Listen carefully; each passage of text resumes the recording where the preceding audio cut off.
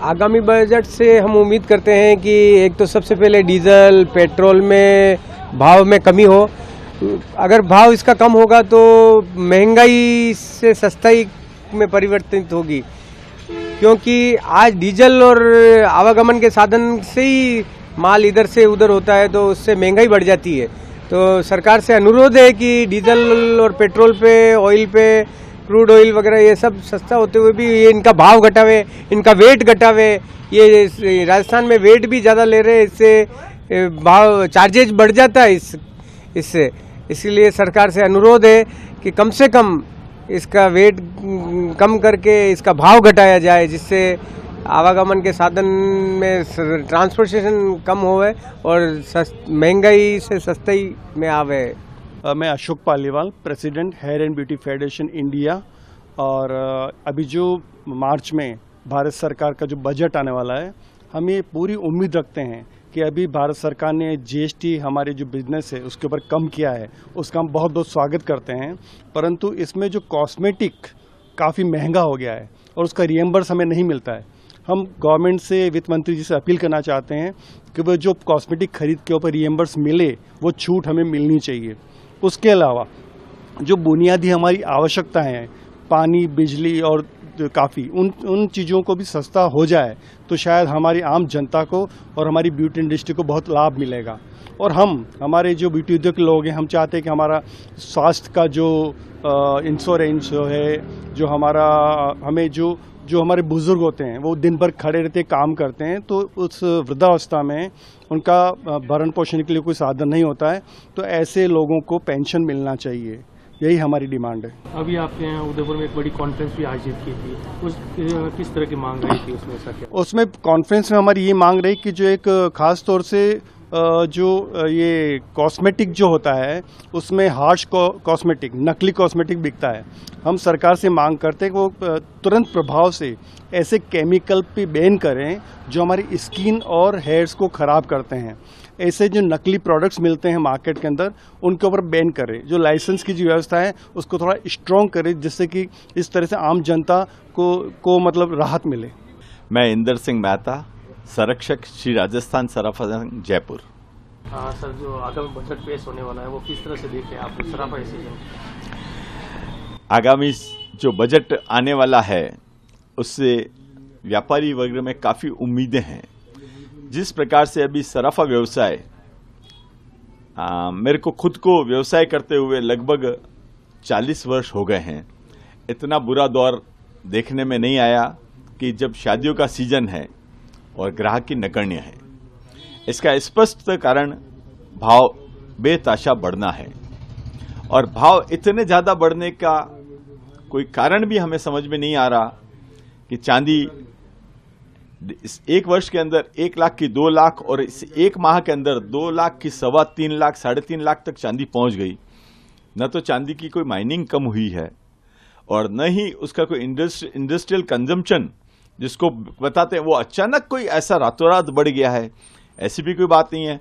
स्पष्ट विश्व में जो अस्थिरता का माहौल है उससे ही सोने चांदी के ऊपर लोगों का विश्वास बन रहा है। डॉलर के ऊपर लोगों का विश्वास लगातार रूप से घट रहा है। करेंसी के ऊपर लोगों का, पूरी विश्व का विश्वास घट रहा है, इसलिए वो सोने चांदी की तरफ डाइवर्ट हो रहे हैं। क्योंकि पर्सनल व्यक्तिगत कंजम्पशन में पूरी दुनिया एक तरफ और हिंदुस्तान के लोग एक तरफ, जो जेवर पहनने में जो उपयोग में आते हैं वो केवल हिंदुस्तान में ही महिलाएं और पुरुष जेवर उपयोग में लेते हैं, बाकी तो इन्वेस्टमेंट के हिसाब से तो पूरा वर्ल्ड करता है। मैं वित्त मंत्री जी से आपके चैनल के, लोकप्रिय चैनल के माध्यम से ये विनम्र आग्रह करूंगा कि लगभग 25 लाख लोग इस व्यवसाय से जुड़े हुए हैं, और अगर इनडायरेक्ट लोगों को जोड़ाए तो 1 करोड़ लोग सराफा व्यवसाय से देश भर में ये किन प्रकार जुड़े हुए हैं। सबके ऊपर अभी विषम परिस्थितियां हैं, इस संकट आ रहा है।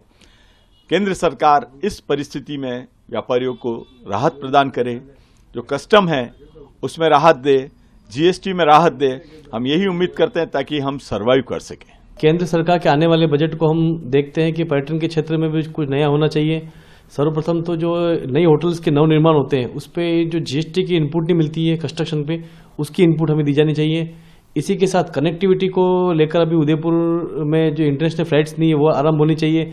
इसी के साथ उदयपुर से दिल्ली वंदे भारत स्लीपर ट्रेन मिले उदयपुर को, और उदयपुर से वाया अहमदाबाद मुंबई होते हुए ट्रेनें प्रारंभ हो, साउथ से कनेक्शन हो, कनेक्टिविटी के रूप से कहीं से देखा जाता है। दूसरा, स्किल डेवलपमेंट के लिए भी हम चाहते हैं कि केंद्र सरकार द्वारा ध्यान दिया जा रहा है, इस और विशेष ध्यान दिया जाकर जिला स्तर पर भी इसको विशेष ध्यान देकर स्किल जो है उसको डेवलप करें, क्योंकि पर्यटन के क्षेत्र में रोजगार बहुत है पर उनकी कहीं ना कहीं जो स्किल डेवलपमेंट है वो कहीं ना कहीं फिर भी कमी रखती है, उसको ध्यान रखकर उस पर विशेष ध्यान दिया जाना चाहिए।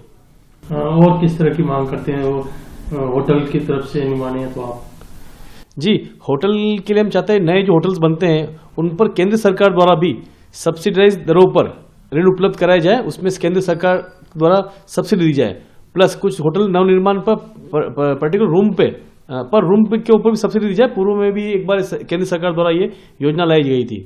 दूसरा, पर्यटन के क्षेत्र में ग्लोबल टूरिज्म पॉइंट डेवलप किए जाने चाहिए, खासकर जो पर्यटन से जुड़े हुए राज्य हैं।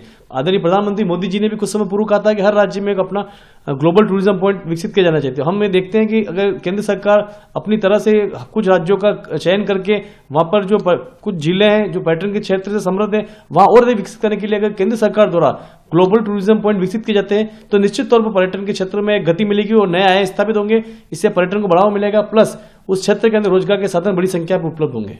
मेरा नाम कमल जाट है, मैं एक किसान परिवार से आता हूं और एक मध्यम परिवार से भी हूं। मैं ये चाहता हूं बजट में मध्यम परिवार को ज़्यादा से ज़्यादा सुविधा दी जाए और शिक्षा और स्वास्थ्य पे फ्री होना चाहिए, सभी शिक्षा और स्वास्थ्य बिल्कुल फ्री होवे बजट में।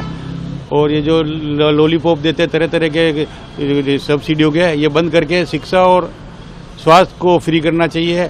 और बजट में ज़्यादा से ज़्यादा मध्यम परिवार का ध्यान रखे, पैसों वालों के लिए कोई कमी नहीं है, गरीब के लिए भी ऐसा कुछ है नहीं, लेकिन किसानों की ओर उसके बाद मैं ये कहता हूँ कि किसानों को जो सब्सिडी मिलनी चाहिए सब ज़्यादा मिलनी चाहिए। जिस प्रकार से इन्होंने जीएसटी वगैरह में किसानों के उपकरणों पर ज़्यादा लगा रखी है उसको कम करना चाहिए, और किसानों की जो फसल के दाम इनको उचित देने चाहिए, वो कानून को लागू करके किसानों को फायदा दे। भारत कृषि प्रधान देश है, अगर किसान समृद्ध होगा तो देश समृद्ध होगा। किस तरह की उम्मीद करते हैं उदयपुर के लिए आप? अब उदयपुर के लिए तो क्या उम्मीद करें, इन्होंने अरावली की पहाड़ काटने, कभी क्या करने, चारों तरफ हरियाली खत्म कर रहे हैं। इसलिए मैं ज़्यादा चाहूँगा ये अरावली सुरक्षित रहे और जो रिसोर्ट बन चुके हैं उसके बाद अब नहीं बने कि ये टूरिज्म के नाम पे जो प्राकृतिक से जो खिलवाड़ कर रही है सरकारें, ये बंद होना चाहिए।